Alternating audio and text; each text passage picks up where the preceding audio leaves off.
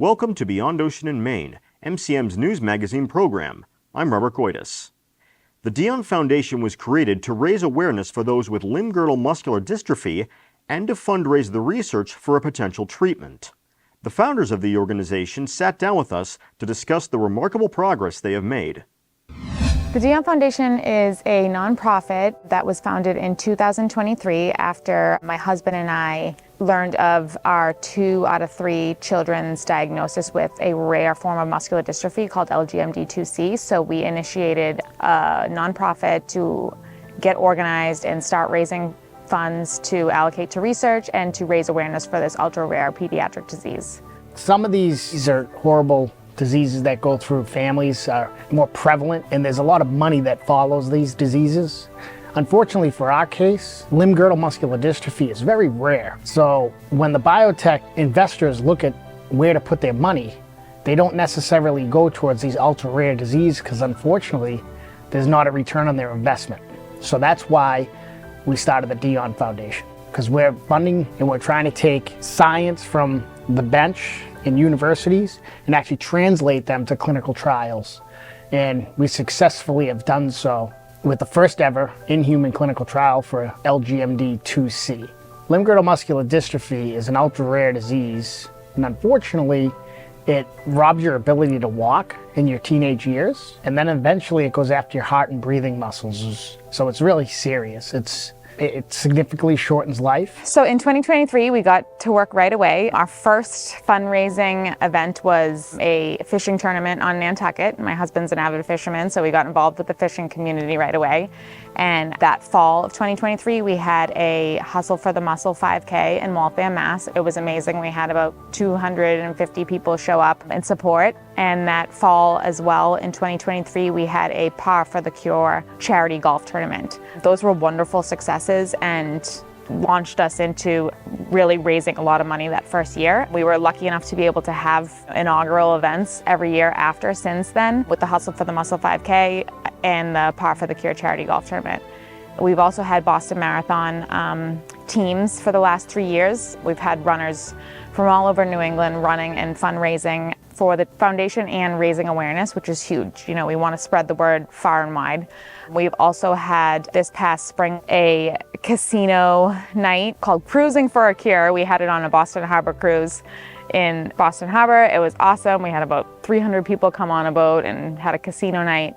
It was a wonderful night, raising awareness, spreading the word, and also, you know, raising critical funds for research. So we've had a busy 3 years. We've done a lot of fundraising. We've had a lot of support, and we're very blessed to have had so many people come out and support. So we have had a very busy 3 years. From the first moment when we were in a doctor's office getting this diagnosis, meeting with the neurologist, they basically said, there's no treatment, there's nothing we can do, we'll see you in 6 months. That was not good enough for Joe and myself, so we pretty much scoured the earth and looked for any research that had been done on this disease. So we found a small biotech company in France that had been working on some research, developing a gene therapy treatment for this disease. And they were getting ready to move into the clinic. They had their preclinical work done, it looked good so far, and we basically flew to Europe, met with them, and we said, how can we help? You know, there are US patients, are you coming to the US? What can we do to get you to come to the US? So we, through the foundation, supported their deployment of a US clinical trial site going through the FDA. So far, the foundation, we've been doing a great job of fulfilling our mission, because back earlier this year, we're proud to say that we have successfully dosed the first 2 humans for this disease, and we funded for this trial to start down at the University of Florida. We furthermore raised money and funded for the 3rd patient, which is this wonderful little girl in Chicago. Our motto is no child left behind, and we successfully have dosed our 2 children and a 3rd child with a thing called gene replacement therapy. It's been a wild ride, but we're making great success. I mean, I would say the first 1, 2, and 3 children in the whole entire world being treated with this is an incredible landmark. It's not only a huge milestone for us at the foundation, it's a huge milestone for the whole limb girdle community. Limb girdle muscular dystrophy is an umbrella term, and there's over 34 subtypes, and they're all different. They all need different gene therapies, and this is one of the first ones for one of those 34 subtypes. So we are hopeful that partnering with a biotech, asking how we can help, helping to set them up for success, helping to get these treatments to kids sooner is something that we can kind of hopefully copy paste to help some of those other subtypes, because there's far too many children waiting for treatments without any hope.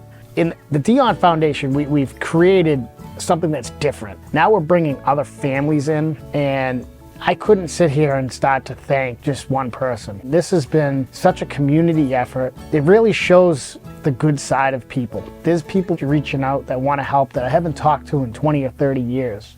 And the Muscular Dystrophy Association has been helpful. Mass Bio, which is the industry group for these biotech companies, have been super helpful. And you know, just really my kids. If there's any two people that I can thank the most, it's Peter and Maggie, because they are the ones that are dealing with this. I don't know what it's like to be in 7th grade and have a muscular dystrophy disease that doesn't allow me to walk upstairs or play football like I was used to playing. So the courage that they have portrayed has been remarkable. So for the community, I hope that our foundation gives them a ray of hope, because 3 years ago when we started, we didn't have a family who found success. We didn't have a clinical trial here in the United States. We didn't have people knocking down doors and finding answers. So we hope that now families who are getting this diagnosis can look to us, and we can kind of help guide them in the direction and be that hope for other families, and then help the other LGMD communities as well too. This concludes this edition of Beyond Ocean and Maine. Tune in next time. I'm Robert Goitis.